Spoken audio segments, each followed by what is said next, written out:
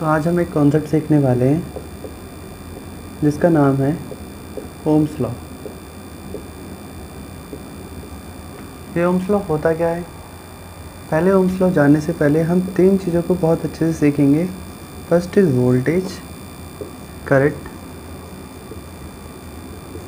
And resistance.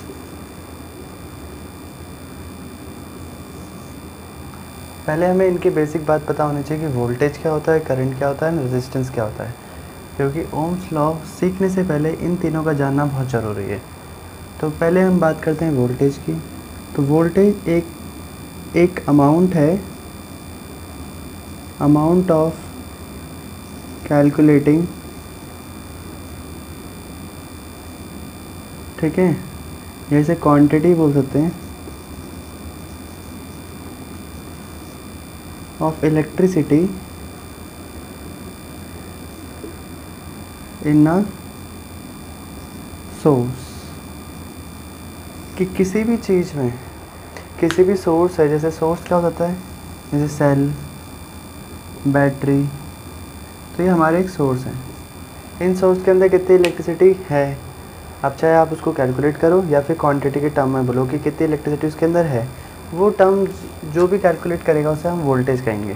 तो इसलिए हम जब भी जैसे मान लो कोई बैटरी होती है तो हम उसको बोलते हैं 220 वोल्ट की वो बैटरी है, 100 वोल्ट की बैटरी है। तो इसका मतलब क्या समझना है, जो वोल्टेज है ये वोल्ट है, ये क्वांटिटी है जो इलेक्ट्रिसिटी को रिप्रेजेंट करता है कि उसके अंदर कितनी इलेक्ट्रिसिटी है। ठीक है, अब बात करते हैं हम सेकेंड टाइम में करंट की, कि करंट क्या होता है।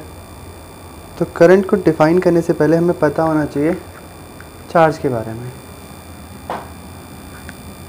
जैसे चार्ज क्या होता है, तो चार्ज दो टाइप के होते हैं, positive and negative terminal. Positive को हम प्रोटॉन कहते हैं, नेगेटिव को हम इलेक्ट्रॉन कहते हैं। ठीक है, जब किसी भी कंडक्टर के अंदर जब ये चार्ज पार्टिकल मूव करते हैं from one place to another, तो वो क्या बनाते हैं, करंट बनाते हैं।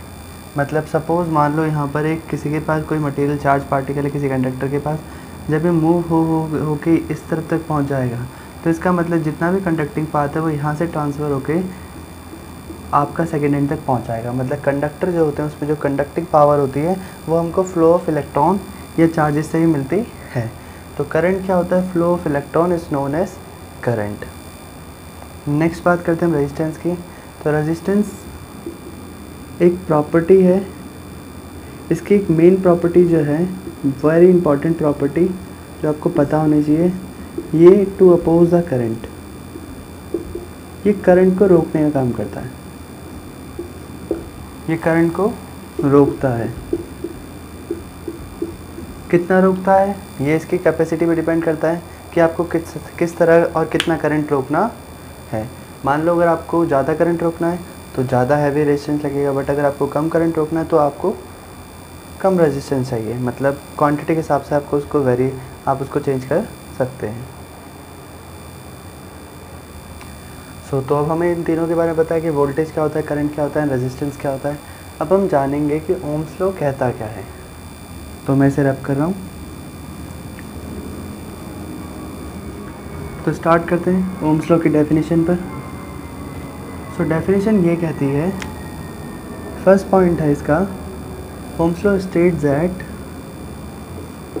That voltage directly proportional to, या ऐसा कह सकते हैं, current is directly proportional to the voltage.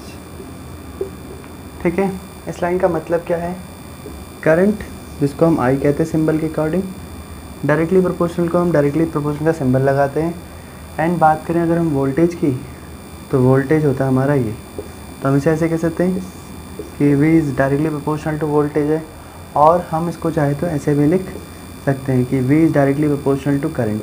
हम इसको रिवर्स भी कर सकते हैं, ऐसे लिखो या ऐसे लिखो, बात एक ही है। अब आपको एक बात पता होनी चाहिए, जब भी हम प्रोपोर्शनलिटी का साइन हटाते हैं तो हमें यहाँ पर इजिकल टू लगाना पड़ता है। जब भी अगर हम प्रोपोर्शनलिटी को हटाकर अगर इजिकल टू लगाएंगे तो हमें करंट को एक कांस्टेंट टर्म से मल्टीप्लाई करते हैं, जो कांस्टेंट टर्म यहाँ पर क्या है, R, जिसको हम रेजिस्टेंस कहते हैं। तो मैं यहाँ लिख देता हूँ, ठीक है, R is a constant term, constant term of proportionality, ठीक है, लिख लोगे, डन। तो ये हमारी ओम्स लॉ की डेफिनेशन है, जहाँ से हमको एक रिलेशन मिलता है कि V, I और R के बीच में क्या रिलेशन है। तो यहाँ पर एक रिलेशन है जिसको आपको पता ही चलेगा कि V इक्वल टू IR होता है, voltage is equal to current into resistance होता है। तो अब हम अगर बात करें तो हमें यहाँ से 3 रिलेशन मिल जाते हैं, हालांकि फॉर्मूला एक ही है।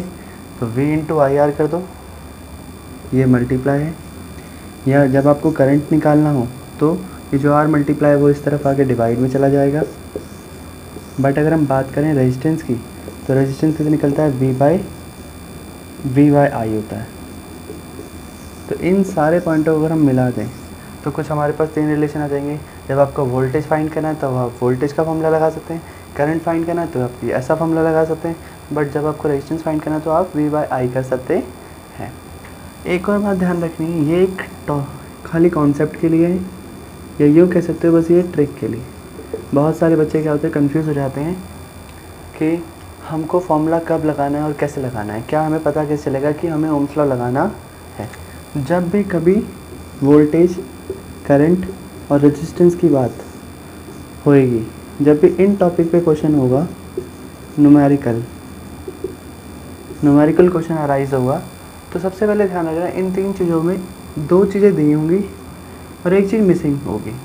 तो आपको कोई सी भी, जैसे मान लो ये 2 चीज़ें दे रखी हैं, आपसे ये पूछेगा, आपको ये दोनों चीज़ें देगा, आपसे ये पूछ लेगा, आपको ये दोनों देगा, आपसे ये वाली पूछ लेगा। तो जब भी 3 टर्म में 2 टर्म आपको गिवन हो और एक टर्म आपको निकालनी हो, तो हम ओम्स लॉ का इस्तेमाल करेंगे। V is equal to IR simple है, तो इसके अकॉर्डिंग कर लेना है, ठीक है।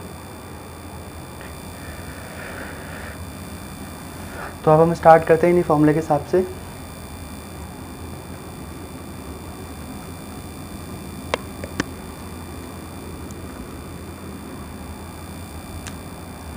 तो कुछ फॉर्मूले हैं जो मैं यहाँ पर लिख लेता हूँ।